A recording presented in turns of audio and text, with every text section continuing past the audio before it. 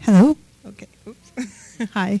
So back in 2007, January, I had a really bad accident where I broke every bone in my ankle. That's almost impossible to do, but I somehow did it. And so it was really severe, and I had a few surgeries trying to repair that ankle, and lots of physiotherapy. Went to lots of doctors, exhausted everything that the medical community where I could go, and MRIs and all the rest, and trying to get help for it, but I was in lots of pain. So much so that by the end of it, there was nothing anybody could do for me, and I just lived in daily chronic, excruciating pain. I thought for sure that the next thing, or the only thing I had left to just ease it up, was to actually amputate my foot off, and I was just planning when I was going to do that.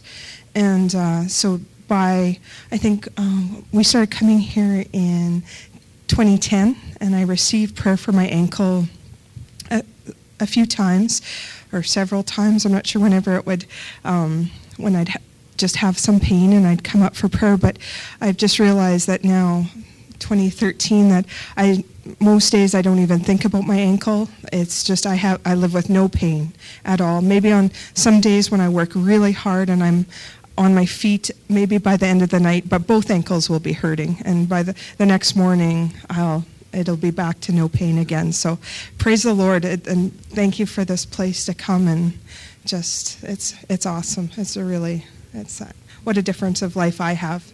I have my life back. Stay here.